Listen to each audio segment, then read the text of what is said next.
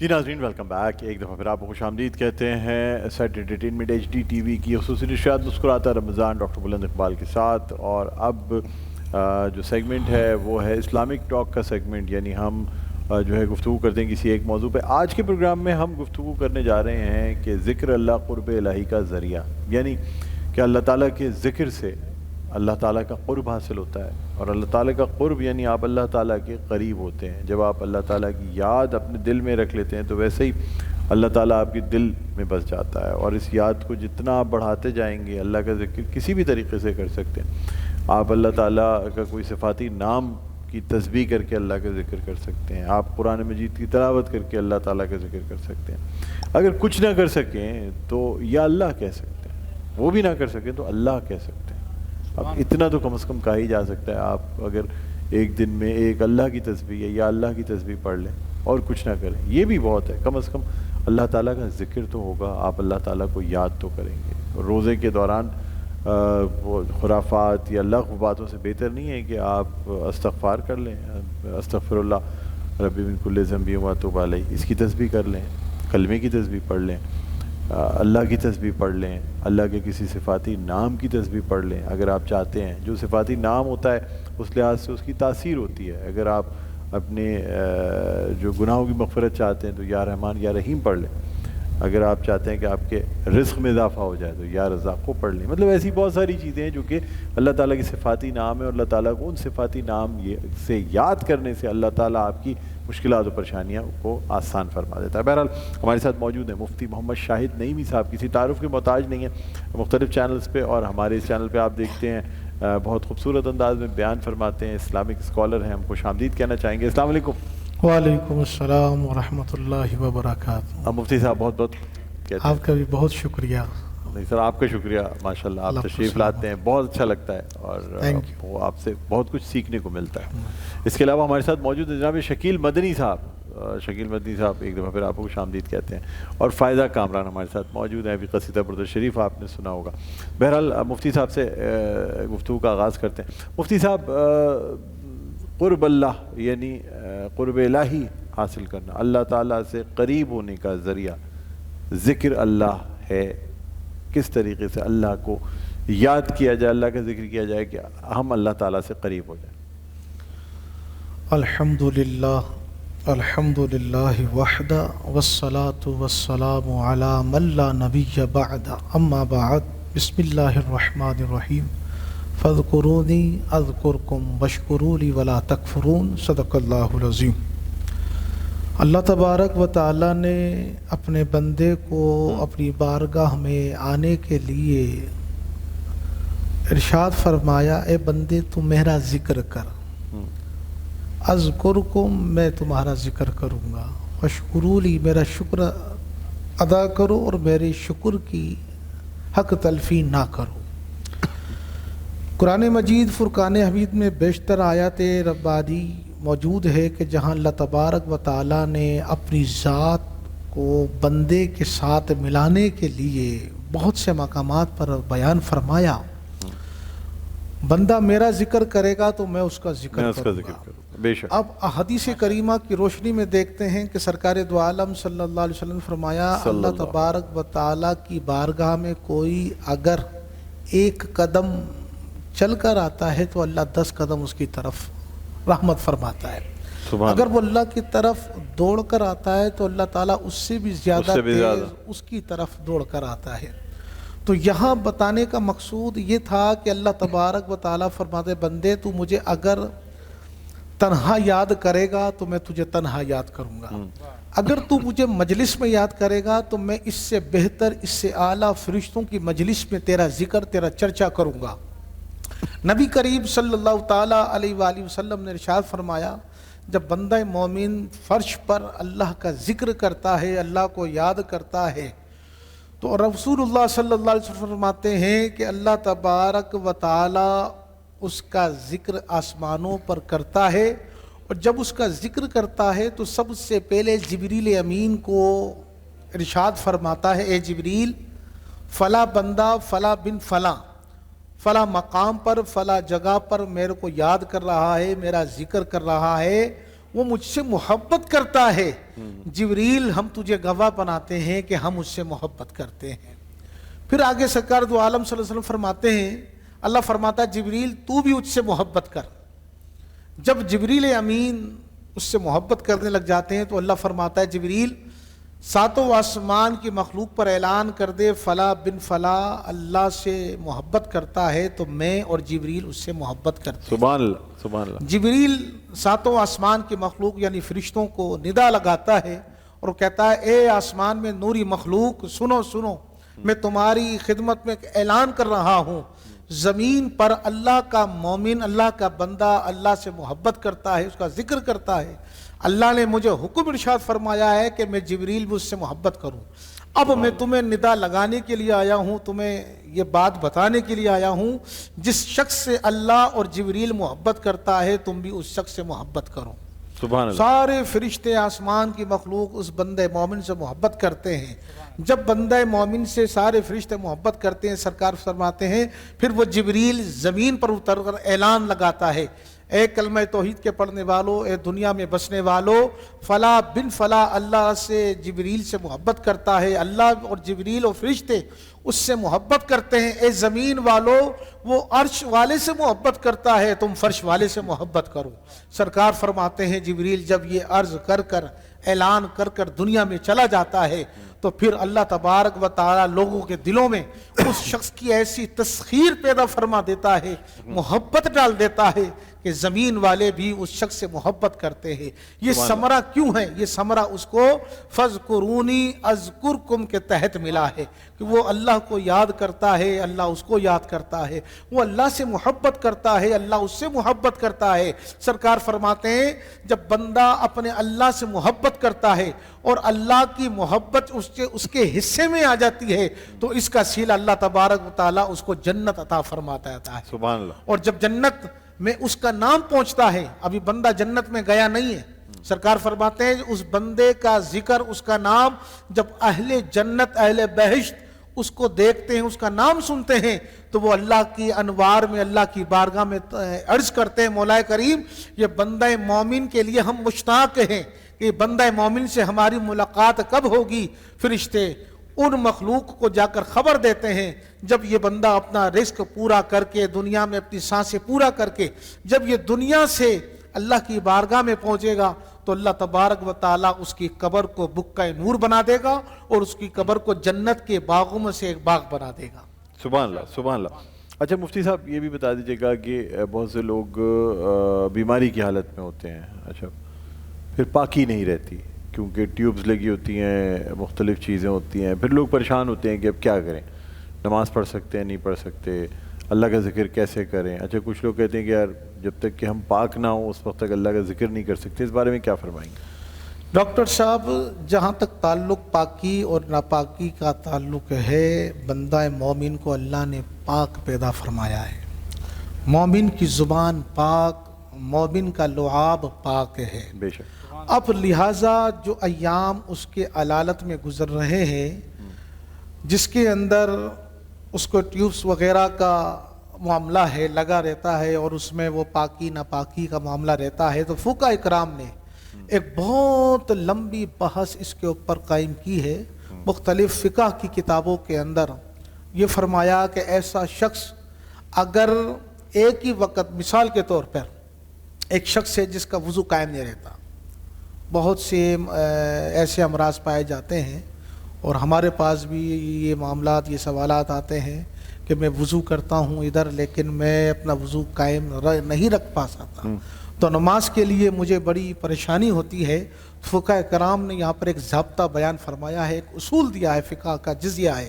وہ فرماتے ہیں اگر واقعی وہ اس طرح کا مریض ہے کہ وہ ایک وضو سے ایک ہی ٹائم کی نماز بھی نہیں پڑھ پاتا، فقہاء اکرام فرماتے ہیں وہ وضو کر کے جتنے جلدی ہو سکے وہ اپنی نماز کو پورا کر لے۔ اگر اسی اسنا میں اگر بے وضو کی یعنی حدث پایا گیا، بے وضو پن، علماء فرماتے ہیں وہ شرعی معذور ہے، اس کو رعایت دی گئی ہے، تو لہذا وہ جس کنڈیشن میں ہے وہ اپنی نماز کو پورا کرے، لیکن اگلے وقت کی نماز کے لیے اس کو وضو دوبارہ کرنا پڑے گا۔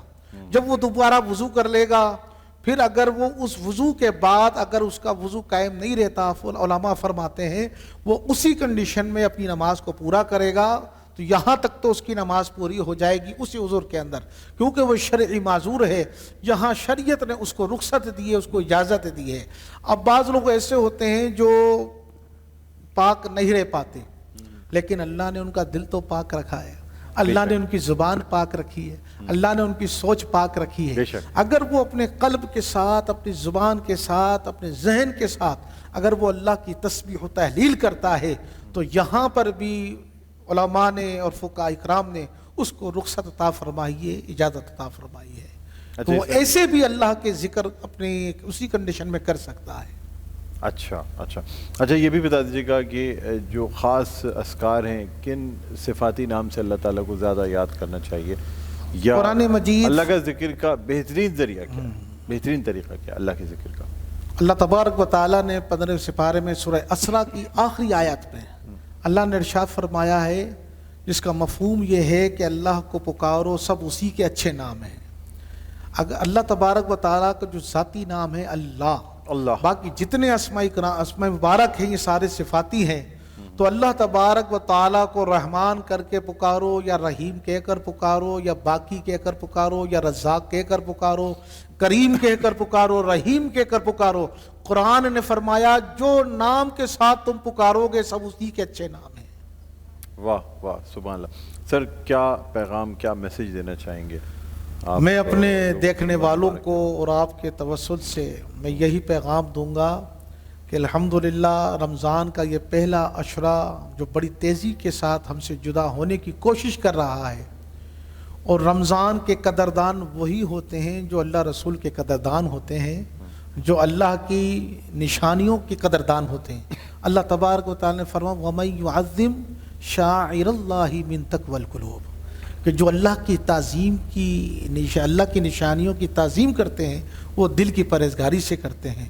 تو ہمیں چاہیے کہ ہم دل کا اپنی تقوی حاصل کر کے اور ان ایام کی بہت زیادہ تعظیم کریں، اور جتنا ہو سکے اپنا حصہ رمضان مبارک میں لے لیں، کیونکہ قرآن مجید نے یہ بھی بات ثابت کی ہے کہ رمضان شریف دینے والا ہے، رمضان کی رحمتیں عام ہیں، جو بھی آئے اس رحمتوں کو لینے میں کامیاب ہو جائے، اور یہی کامیابی اس کے لیے باعث نجات، باعث بخشش بنے گی۔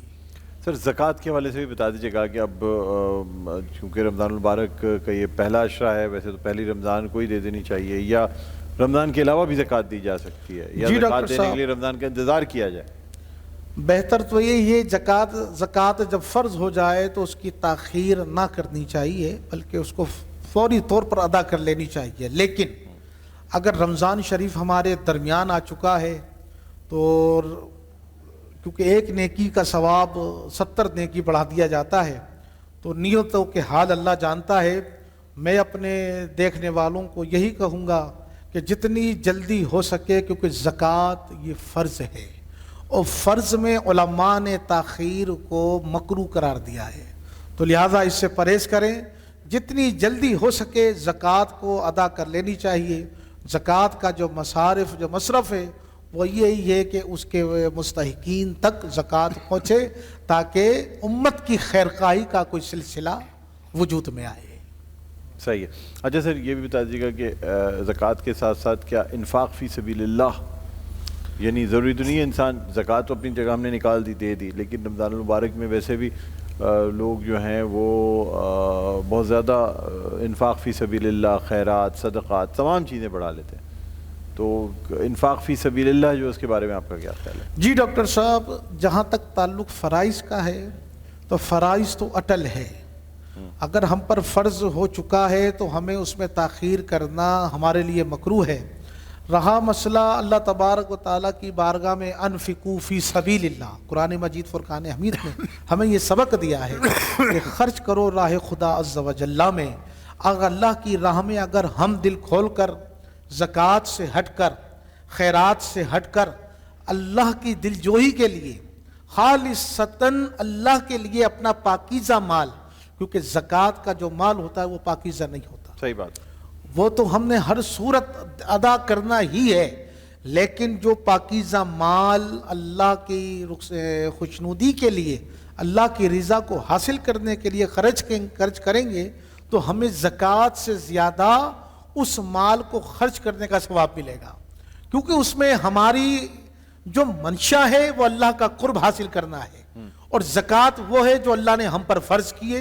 ہمیں جو کچھ اللہ نے مال دیا ہے اس کا 2.5% ہم نے اللہ کی بارگاہ میں ادا وہ کرنا ہے، لیکن اللہ تبارک و تعالیٰ فرشتوں کو مخاطب کر کے یہی ادائیں مومنین کی دکھاتا ہے کہ میرے یہ وہ بندے جو چیز فراز سے ہٹ کر، جو چیز ان کے اوپر واجب نہیں ہے، ان کے اوپر سنت نہیں ہے، فرض نہیں ہے، لیکن ہر چیز سے یہ ہٹ کر اپنا پاکیزہ مال میری راہ میں خرچ کر رہے ہیں، تو دیکھو یہ میرے بندے اشرف المخلوقات ہونے میں پورے اتر رہے ہیں۔ سبحان اللہ، سبحان اللہ، کیا کہنے سر، بہت بہت شکریہ مفتی محمد شاہد نعیمی صاحب، آپ تشریف لائے، خوبصورت انداز میں آپ نے بیان فرمایا، خاص طور پہ قرب الہی جو ذکر اللہ ہے وہ ذریعہ ہے، اس حوالے سے اور زکوٰۃ کے حوالے سے بھی۔ بہرحال ناظرین، یہاں پہ ہم ایک وقفے سے پہلے جو ہے میں شکیل مدنی صاحب سے درخواست کروں گا کہ وہ نعت رسول مقبول صلی اللہ علیہ وآلہ وسلم پیش کرنے کی سعادت حاصل کریں، اور اسی کے ساتھ پھر ہم بریک پہ نکل جائیں گے۔ جی، وہ حبیب رب شہد و سرا،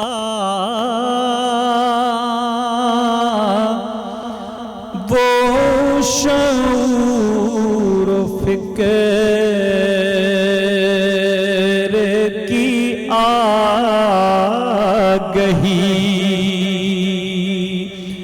وہی نور حق، وہی شمع جان، وہی کائنات کی روشنی، وہی